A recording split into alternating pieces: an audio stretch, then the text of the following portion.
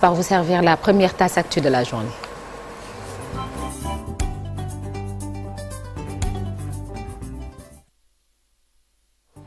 Tout d'abord, la crise à l'université Cheikh Anta Diop de Dakar. Les amicales rejettent la proposition de l'État et maintiennent la suspension des cours. Le collectif des amicales qui a rencontré hier les autorités étatiques soutient que toute la plateforme a été acceptée, sauf la plus urgente. Il s'agit donc de celle concernant le rappel des étudiants du Master 1 à l'origine de cette grève. L'État a proposé en paiement par tranche au cours de l'année 2026 et 2027, une proposition que le collectif a rejetée. Le collectif, donc, dans son communiqué, annonce que les activités pédagogiques demeurent suspendues. À l'université Gaston Berger de Saint-Louis, les affrontements avaient repris hier. Les étudiants ne comptent pas arrêter ces affrontements tant que les bourses ne sont pas payées. Au même moment, les travailleurs des universités également ont entamé une grève et soutiennent les étudiants. Le syndicat des travailleurs de l'UGB a fustigé le comportement de certains députés à l'Assemblée nationale. Vous avez suivi dans nos précédentes éditions la correspondance de notre correspondant sur place, Ousseynou Diop sur Nata. Et toujours dans l'actualité affaire dite de la dette cachée, le FMI annonce une enquête en interne. L'information a été livrée ce jeudi par la direction de la communication du fonds. Elle informe que l'examen porterait sur ces cadres d'intégrité de données afin de renforcer ces processus d'examen interne. L'objectif est également destiné à améliorer aussi bien la détection des anomalies futures que la formation de son personnel interne. Par ailleurs, même si le Sénégal est confronté à d'importantes vulnérabilités en raison de son niveau d'endettement, les autorités du pays décideront elles-mêmes de restructurer ou non une partie de cette dette du pays, a-t-il dit Sornanata. Et puis la primature dotée de nouvelles compétences, le Premier ministre qui renforçait plutôt avec de nouveaux mécanismes pour contrôler, mais aussi mener à bien l'exécution des actions du gouvernement. Le projet de décret a été rendu public, certainement nous y reviendrons avec Aminata Mbaresso. Ouais.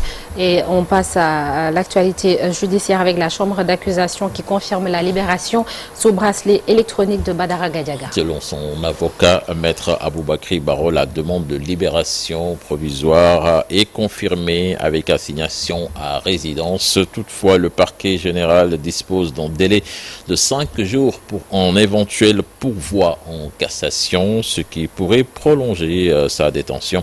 Rappelons que Badara Gadiaga est poursuivi pour diffusion de fausses nouvelles, discours contraires aux bonnes mœurs, offense à une autorité présidentielle et violation des dispositions liées à la réception de fonds pour propagande des faits liés à ses propos lors de l'émission Dakar Lobby. C'était le 4 juillet dernier. Je vous propose de le suivre au micro d'Habib Faye. Disponible certainement, nous y reviendrons dans nos prochaines éditions. Et puis retenez également que le fils de Madiambal Diagne a obtenu hier une liberté provisoire sous contrôle judiciaire. La décision émane de la chambre d'accusation qui a statué après le recours déposé par ses avocats.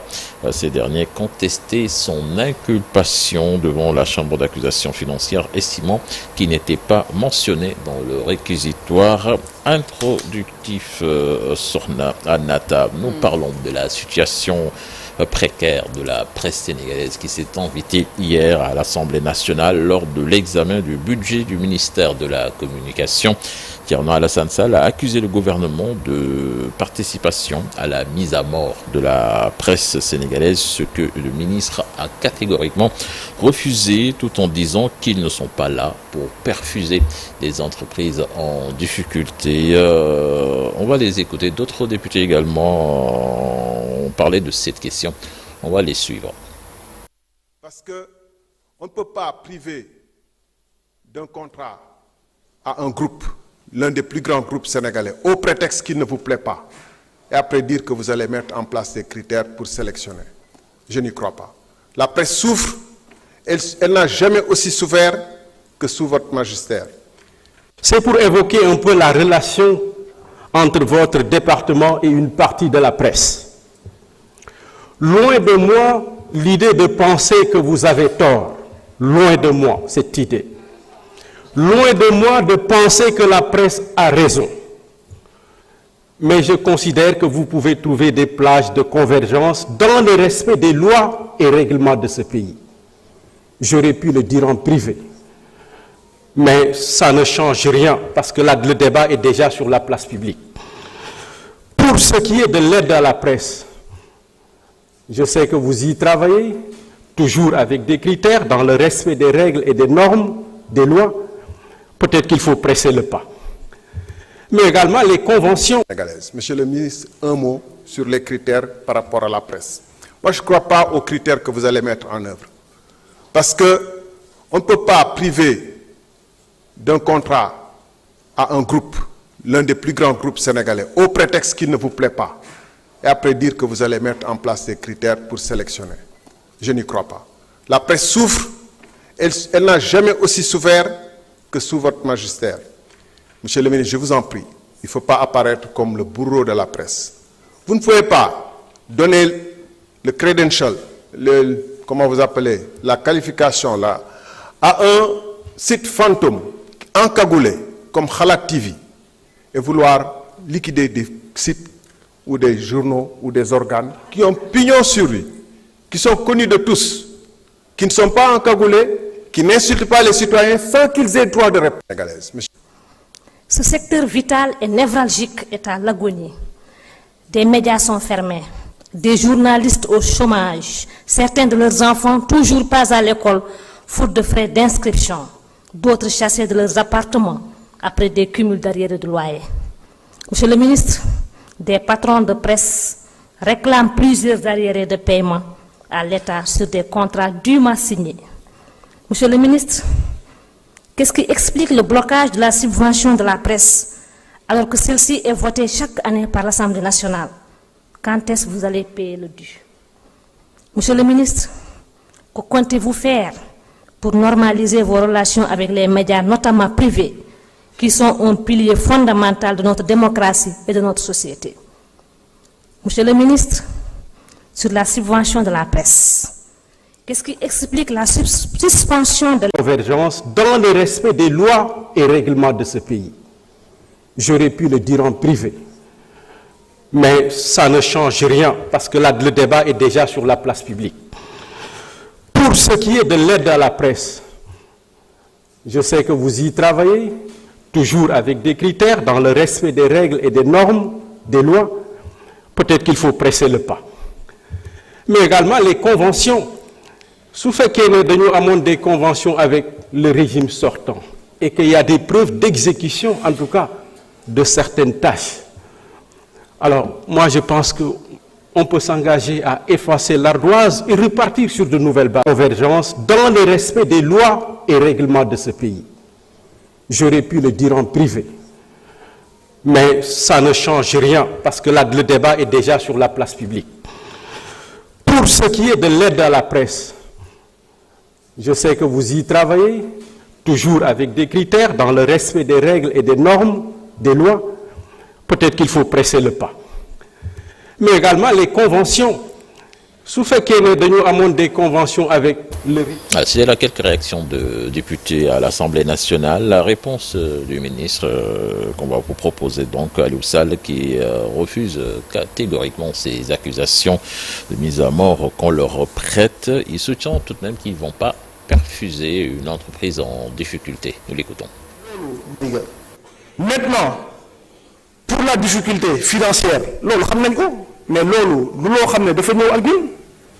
nan la ñu ñëwee ñu ne 1 milliard 900 millions yi boo xam ne soo ko séddale ñu ngi ko ciy séddale ñu ci gën a mag 20 millions la ñu am ñu ne ñu léegi c'est de votre faute si les jeunes reporters comme ça a été dit ça et là amuñu seen salaire c'est de votre faute si les entreprises de presse ñu ngi daan etc. En quoi c'est de notre faute? Lu may wax nii c'est factuel et nous sommes prêts à en débattre heure su ngeen ko bëggee et ça su ngeen ko bëggee par rapport à tous ces sujets-là qui concerne la presse. Nous ne sommes pas là pour bailler dans la presse comme ça a été dit. Nous ne sommes pas là pour affaiblir la presse. Moi, j'ai fait des propositions concrètes et yalla xamna ne suñu ko topé situation de précarité bu ñu nek dina ci génn.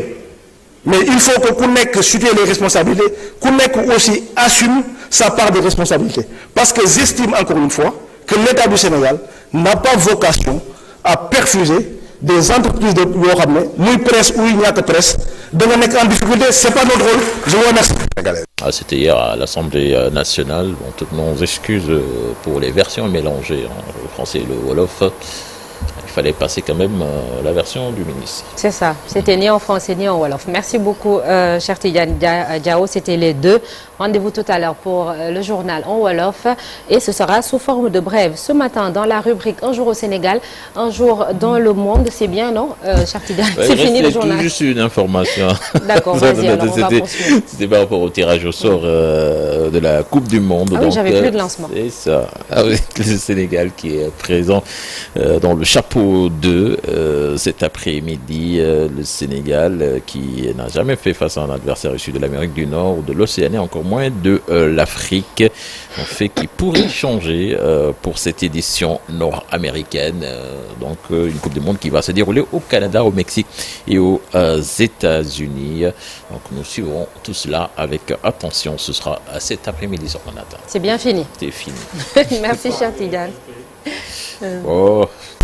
Les États-Unis ou bien Canada ou bien Mexique. Ah, pour le pays? Oui. Alors, peut-être les États-Unis. Et il y aura un plateau spécial, n'est-ce pas, avec toi, cher Tidiane Diao, c'est ça, sur le tirage au sort. Exactement. Merci beaucoup, cher. À tout à l'heure. Alors, ce matin, comme annoncé tout à l'heure dans la rubrique Un jour au Sénégal, un jour dans le monde, retour sur une manifestation devant les grilles du palais présidentiel en novembre 2019. L'activiste Guy Marius Sagna, le docteur Babacar Diop et d'autres dénonçaient la hausse du prix de l'électricité. Arrêtés, ils ont été envoyés en prison le 5 décembre de la même année. Ils étaient 6 au total. Et 2 semaines après, ils ont été libérés à l'exception de Guy Marius Sagna, qui restera incarcéré pendant 3 mois avant de bénéficier d'une liberté provisoire. Cet événement sera l'occasion pour nous de reparler de la baisse annoncée du prix de l'électricité par le gouvernement. À suivre également ce vendredi le Focus Société signé Aminata Ba Abdoulaye Diop. Il s'agit d'un reportage sur Omar Ba, secrétaire général du syndicat autonome des travailleurs de l'eau du Sénégal, qui a entamé depuis une semaine une grève de la faim illimitée pour dénoncer son licenciement depuis juillet 2024. Et la revue de presse, ce sera avec Chérif Dia. La météo également dans la première partie. En attendant l'actualité internationale.